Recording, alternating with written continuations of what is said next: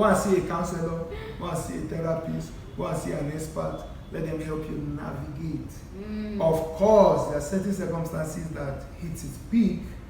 But like I said, don't take the decision on your own. You're not equipped to. Listen to a trained or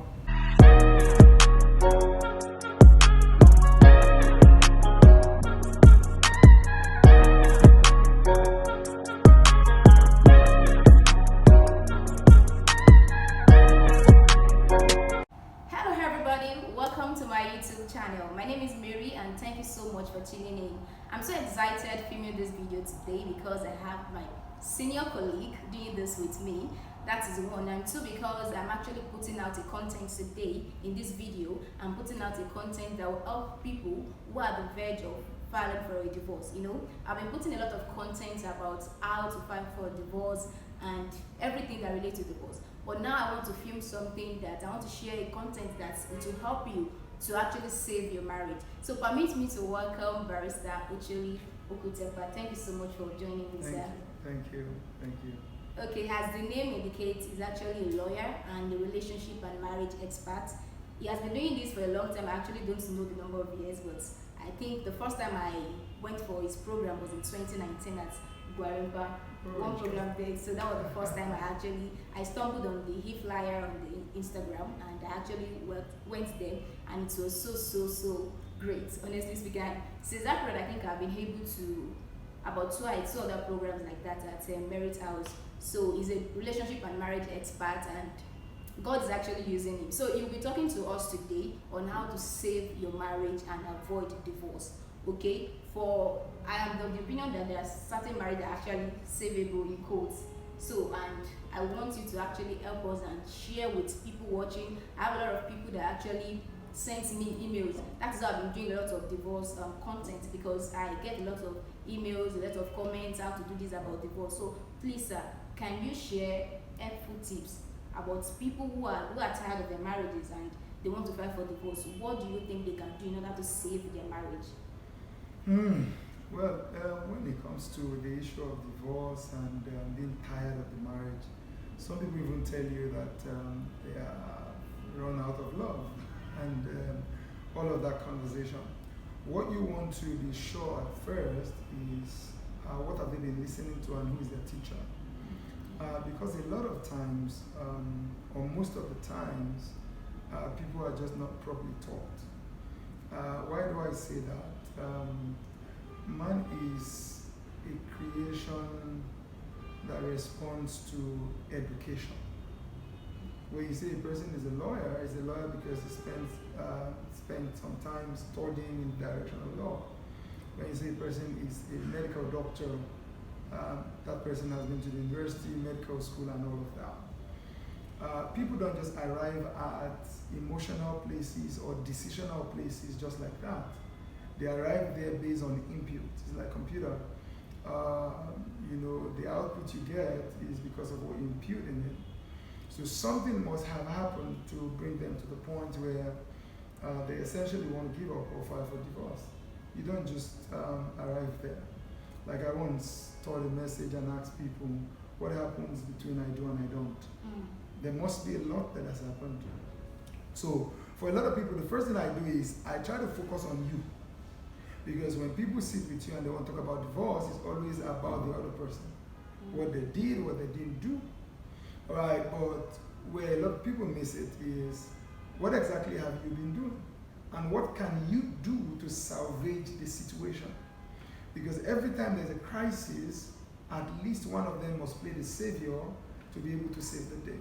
So when you go into that, you now realize that from where I started this whole conversation, what have they been listening to, who has been teaching them, because the reason why it gets tough is at the point of considering divorce, this person is now dealing with an emotional impact. Something is hitting at their emotion. It just feels like the best thing to do now is to be out. So what you do to such people is to take them back to reevaluate the circumstance, reevaluate what they can do differently. So never ever proceed to just go ahead to see a lawyer, file for divorce, when you have not sat with a professional to see what you could do differently, what you may be able to do to save the union, to define where your partner may actually have been wrong, so that you come to the point where you realize, look, I may feel that my partner is terrible, but listening to another person, I just realized it's not as bad as I, assume. And to close on that very question, it's just like every now and then people come for counseling, putting the whole blame on their partner, and they are just the one gaslighting the person. It's not even the person's fault, or principally the person's fault. So it becomes so important when you put that in perspective. Your conclusion about how dead your marriage is may be totally wrong. You need to subject it to professional opinion before you can say for real if you have come to the end of your wits. Because very often people are not at the end. They just feel like it's over. Yeah. Thank you very much, sir. You mentioned something about seeing a professional, like someone like you, a relationship and marriage expert. But I'll defer you to other people. As someone like you, sir, not necessarily you, but someone like him, someone like you. But I've seen a situation whereby I had a chat with someone, and the lady actually said her husband would definitely turn that down, like for them to see a professional together who can actually talk to them and evaluate what has been happening. So in that kind of a situation, what do you think that party can do? In a situation whereby if the lady is talking to the man, can we see someone? Can we work on our marriage? And the man is saying, no, I am not ready to see any expert. What can that person do? All right, that's a common situation, sad one though. It takes two to make a marriage work, but one to fight for it. So the question at that point is, since both are not on the table to work on the marriage, the one who sees the light, is that one ready to fight for it? Now, when you talk about fight for it, I'll give you some examples based on scriptures. The Bible says, for example, a soft answer turns away wrath. In essence, the answer was not determined by the wrath. Do you get what I mean? A soft answer turns away wrath. The wrath is coming at me, the anger is coming at me, but I'm choosing my answer. I may not be able to choose your action, but I can choose my answer. Where hope begins to come in a union where one of them is refusing to cooperate is how much good the one who wants the union to work can bring to the table. Because marriages crash at the point where the good one decides to be as bad as the bad one. Simple. Wow. So, sure you won't fight, let us fight. That's the final point. Because somebody's a gatekeeper here. Who is the gatekeeper here? The gatekeeper is the one who is refusing to let go. The gatekeeper is the one who is refusing to be like you. Alright, so I'll quote the Bible, I'll quote another famous author. So in 1 Peter 3, the Bible will tell you, do not repay evil for evil or railing for railing. Now, just in case you say, that's being religious, Mahatma Gandhi said, an eye for an eye, a tooth for a tooth, and we have a blind and a toothless nation. So you take mine, I take yours, and it's over. Alright, so the one who is fighting for needs to, of course it's through the grace of God, bring a different conduct to the table when the marriage is challenged. Because what happens is, the crashing point, like I said, is when I begin to respond for like for like.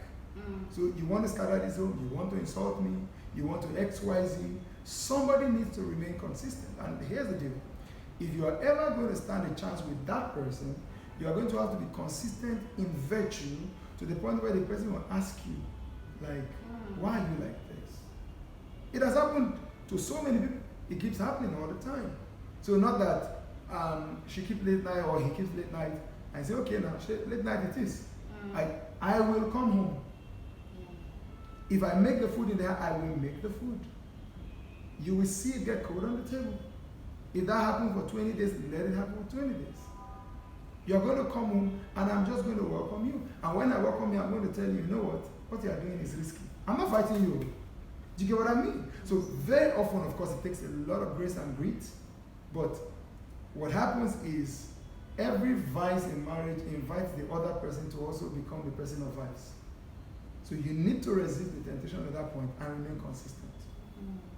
Thank you very much, sir. I actually learned something like that's a very, very brilliant point, honestly speaking. That's a brilliant point. So, sir, I also want to ask this question. You are a relationship and marriage expert, and I believe most have a lot of interactions with a lot of people. though I'm not saying you should divulge those information, but I just want to ask, like, have you come across, because what I'm asking, okay, let me ask the question before making another point.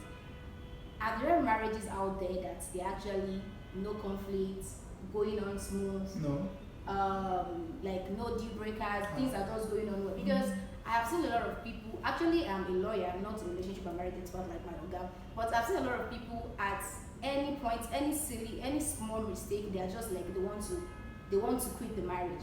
And I think that is why we have that 2 years rule of marriage must fluctuate, because many people within 3 months, within 8 months, they actually want to step out of the marriage. So putting aside, like, okay, many of us will be like, we want to marry a God-fearing man, like many ladies, and we feel probably that man will not do anything to hurt us or something. So I just want you to tell us, like, based on what you do, have you been able to relate with a lot of people, or is there as if there are certain marriages that actually no issues, things are just going on smoothly because maybe they are God-fearing or because they are just so perfect?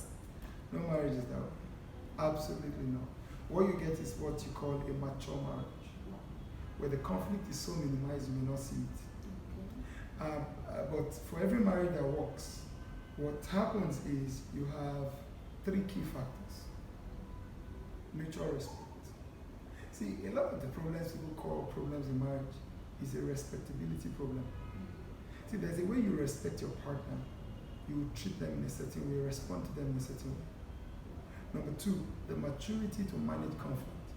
For instance, Reverend Matthias Onoja of Blessed Memory made a statement that I think is so profound. He said misunderstanding is too correct, understanding missing themselves. And thank God you're a lawyer. What's consensus at Eden? It doesn't mean our minds are the same, it's that our minds met. They came to a meeting point. Now, you don't have meeting point until you have conversation. So in a lot of marriages, what is missing is actually conversation, because it's conversation that brings about the meeting of minds. Now, you don't have conversations through confrontation, you have conversation through dialogue, where, now, there are 2 key elements you bring to a conversation to make it useful. You bring your lips and you bring your ears. A lot of people go to conversation with a short ear and an open lip or open mouth. That's a problem. So you can't come to that mature point, all right? So I say the first thing is mutual respectability. The second thing is managing conflict through dialogue and conversations and all. The third factor is growth. Now, you won't have conversation if you're not growing. Growth, because see, we had more conflict at certain seasons than at other seasons because it represented a growth season. So sometimes people are having conflict, they don't even know growth is happening. I'll give you an example. My wife differs to me a lot. So she got into marriage semi-fearful. Yeah, she can't even understand what the whole thing is. All you hear is respect your husband, respect your husband. So your wife gets into marriage, it happened to me too, it happens to practically everybody, gets into marriage trying to be that submissive wife. Respect your husband, respect your husband. But there's something called growth for the woman especially. A woman grows into authority in marriage. She just comes to the point where she realizes, I must not serve food in a tray. So at that point, it's no longer what she's fed about respect, it's now what she chooses to do. That in itself can lead to conflict. The man may just have this, excuse me, this woman used to serve in gold tray. All of a sudden, babe, your food is on the table. Okay? You used to bring the food to the room or to wherever.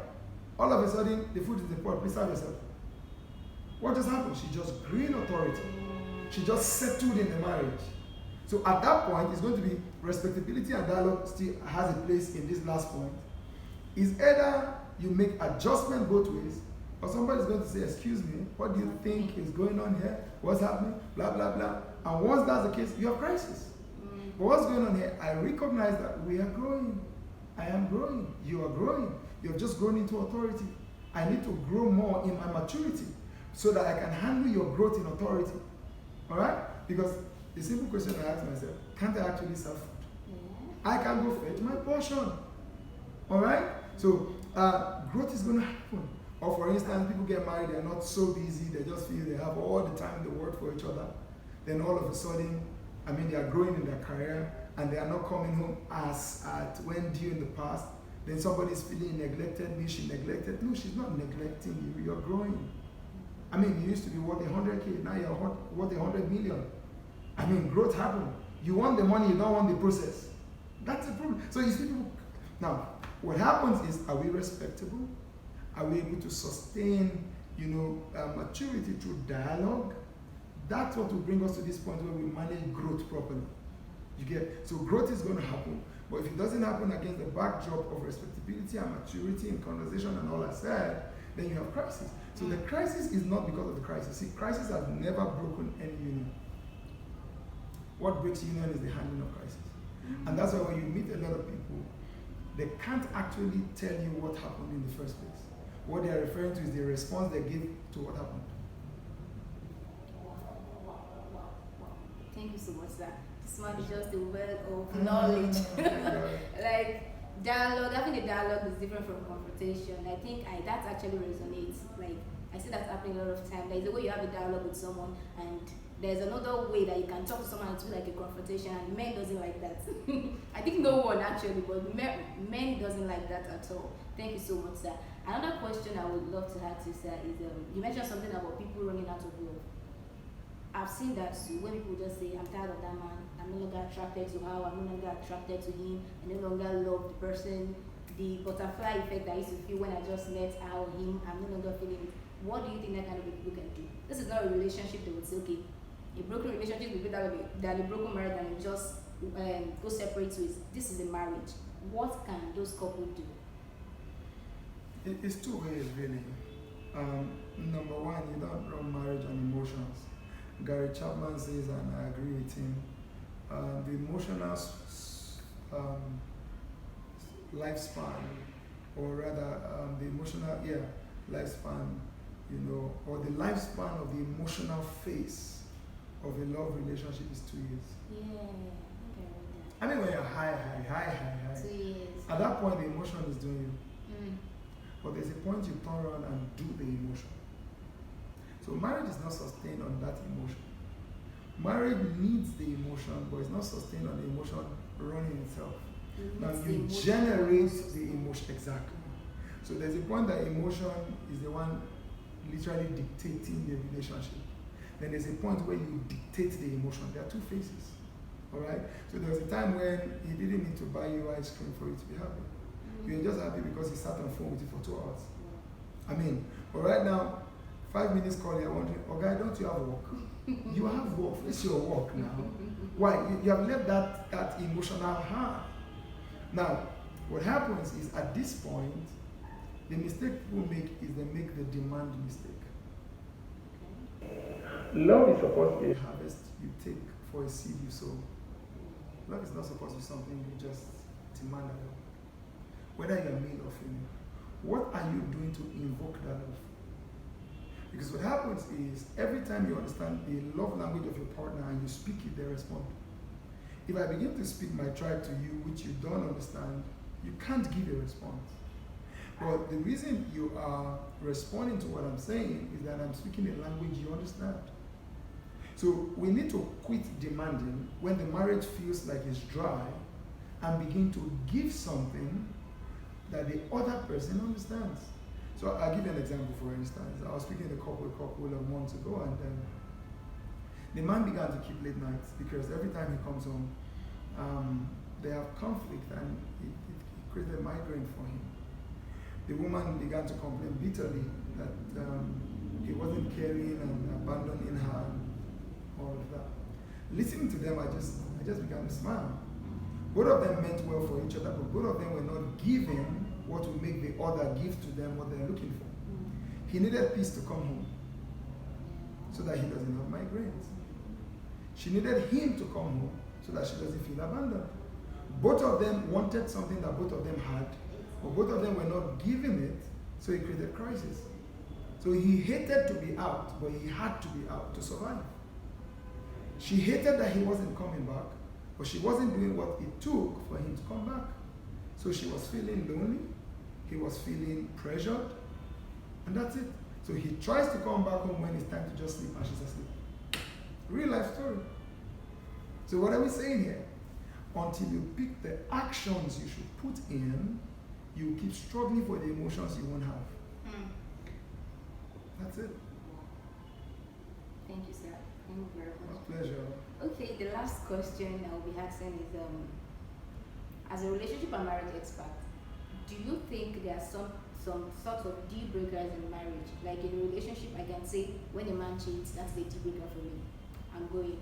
But for marriage, now we say till death do us apart. Well, So are there deal there's no point. breakers? There's no point in even asking the further. You are speaking to a Christian marriage counselor. There are no deal breakers. No deal breakers. Nothing is unforgivable. And we don't say that to excuse people to do anyhow. Okay. But till death do us part is real. Wow. Yeah, it's when you say deal breakers, why should you be entering a relationship with the person who can break a deal you have? That's the simple thing I ask you. Okay. Unfortunately, when people ask this thing, that's why I love to talk to singles a lot. Because before you enter, think of all of these things. Because marriage is actually not married to any perfect person. Marriage is selecting the weakness you are ready to put up with. Wow. So unfortunately, some people who are shouting deal breakers all around saw these things and entered. All of a sudden, you want a marriage counselor that will endorse your feeling. I'm not going to endorse it for you. 99% of couples, when you sit, you realize that they were either foolish or stupid. Like you saw it. You thought he would change, she would change, or it will not be it. Yes. So I'm sorry. Go and see a counselor, go and see a therapist, go and see an expert. Let them help you navigate. Of course, there are certain circumstances that hits its peak. Yeah. But like I said, don't take the decision on your own. You are not equipped to. Listen to a trained or expert third party who can read the science better than you. Otherwise, emotionally, you'll be out of marriage every day. Yeah. That's a great point, sir. That's a great point, sir. But sir, what about the situation? You said last question. Oh, yes, I actually wanted to say like another question may come out from what you will tell us.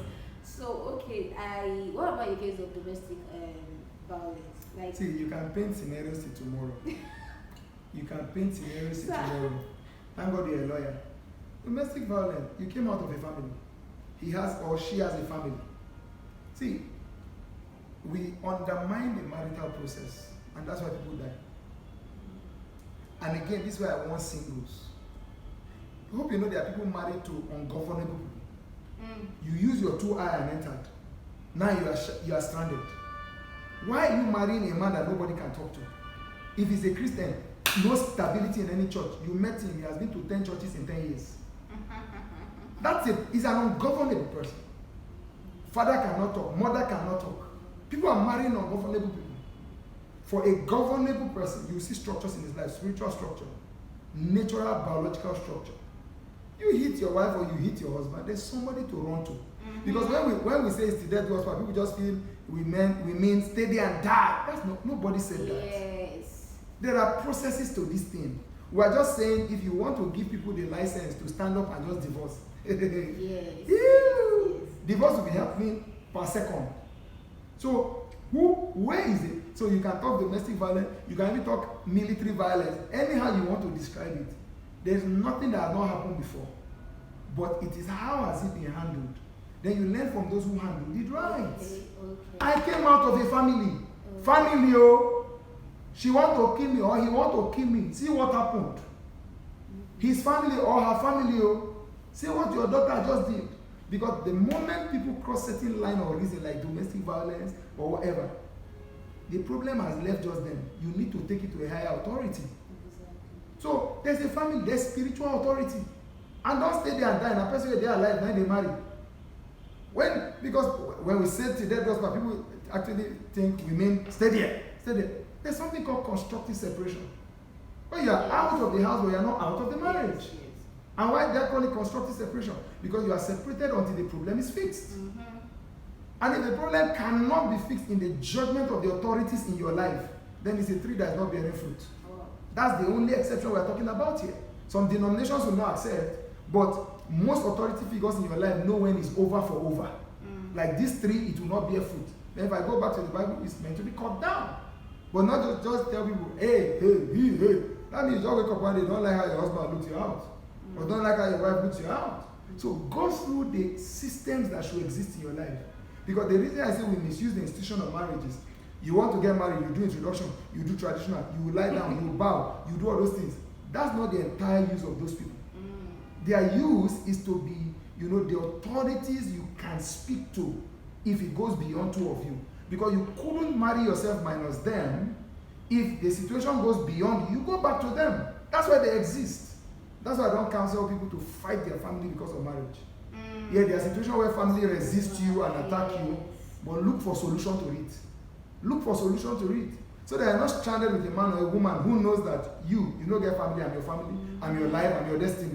Yes, you are, but there should still be systems that can help you in case two of you go beyond yourselves.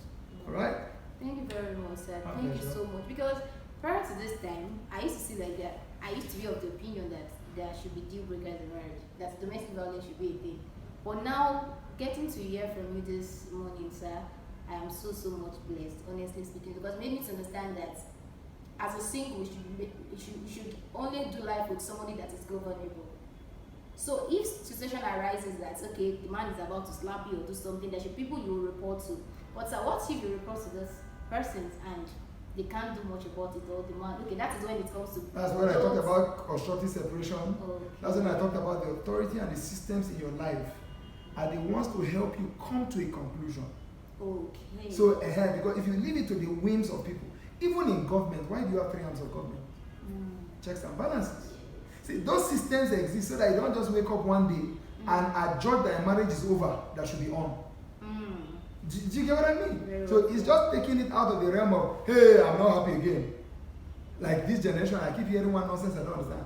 I no longer feel it. Wow. Just say you want to move on to another person. I no longer feel it. Wow, thank you so much, sir. Thank you so much. And I'm so happy.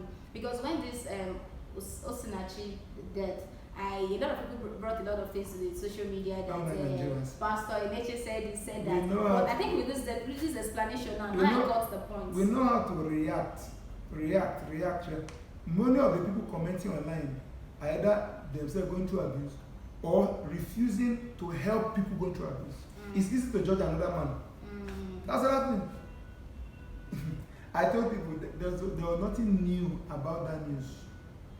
Not her situation. That kind of situation. We deal with it because we are not shouting in public. We are counseling people all the time. And the reason why I ignored a lot of people making noise on social media, when most people come for counseling and we are looking for support systems in families and friends, they're always hardly ever there. Yeah. But when an Osinachi happens, everybody's a commentator.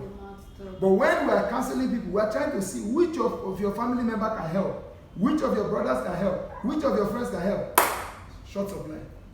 The same people all over social media talking about another person's own.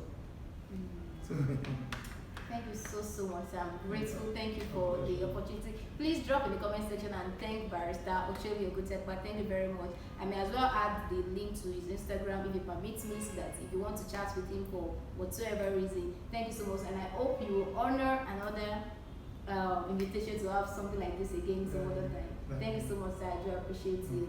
So guys, do not forget to like, comment, subscribe. If you have any question, drop it in the comment section or you send it via my email. Thank you so much and see you in another video. Say bye to the camera, sir.